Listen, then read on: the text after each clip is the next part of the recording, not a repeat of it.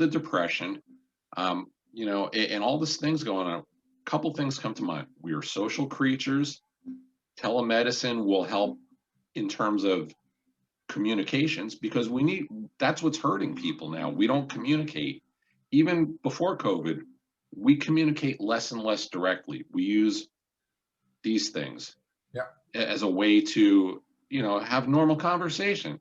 That's not good. We're not with wired emojis. like this. Yeah, and you know, the final not thing even too, words.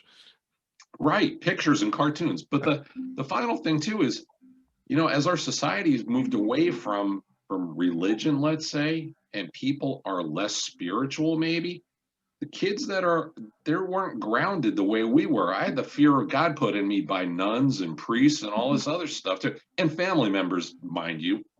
But for better or worse, you know, we always felt like, you know, at the end of the day, it's out of your hands. You put it into the higher power and it's going to work out.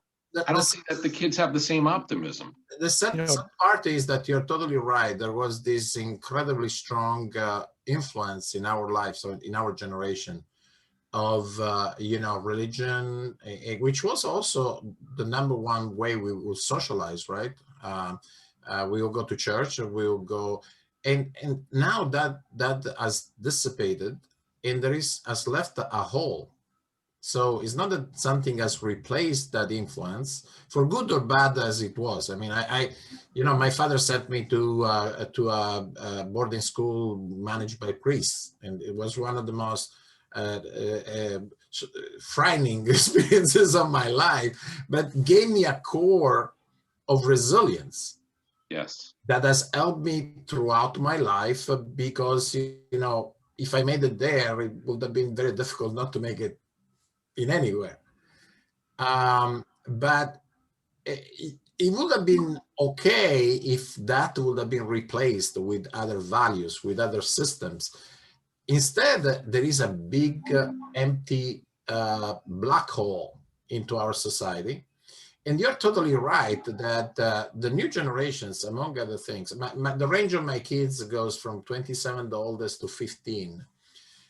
And yes, I mean, the 20 years old are going to have it tough, but I see my 15-year-old. I mean, she operates at levels that my generation will not operate on until we were in our late 20s. I mean, she already thinks about these major social systems, right, and the future, and ask why. Well, can you imagine when our generation, when we wanted to find information, we had to go to the library, search for like 20 hours if we will find it.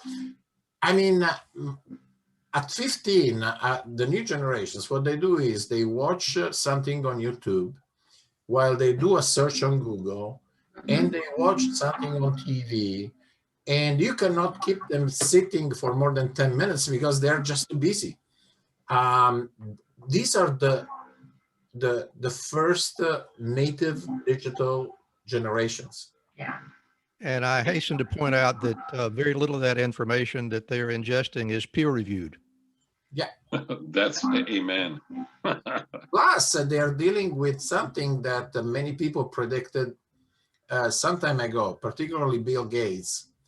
Some years ago, gave an interview, and something that he said that was, I mean, got stuck in my brain, and was, in the past, we had a big problem with acquiring knowledge.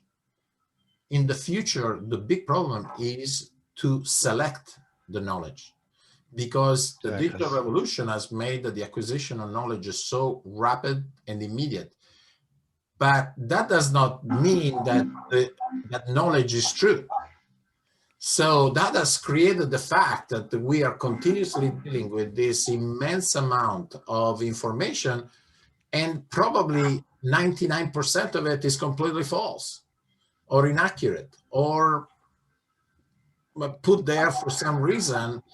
And so now we have to select the time that we used to need to find that knowledge. We have to now use it much more of the time to select what is true, what is false, what has been placed there just to make me think in a certain way. And so it's really a difficult place to be. And you know, it's a totally new, it's a revolution. And by the way, all revolutions have been problematic, right? But this is particularly problematic in my mind because of its speed. It's what Tom Friedman calls the accelerations. We are dealing with accelerations that for the first time in the history of humanity are beyond the abilities of our human brains to grasp. Why? Because the computers now are clearly much smarter than the human brain. Why? Because they evolve at the speed of the Moore's law, which means every 2 years they basically double the number of chips that you can put there and the speed. Our brains follow still the Darwin law. I mean, we evolve in millions of years.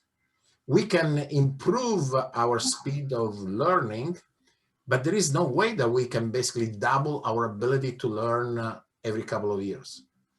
And so that creates a situation that, and by the way, the people at Google have been studying that, and they assumed that already in 2007, there was the crossing of basically the human intelligence being crossed by the computer intelligence. That is going to get only worse and worse. And I will not be surprised that what Elon Musk announced a couple of days ago is going to become normal. Basically, he wants to put silicon chips into the brain of monkeys initially. That basically is going to be the only way to accelerate our ability to learn. I mean, these are not the normal crisis that we deal with. This is something unprecedented, and it's going to have unprecedented implications for our society.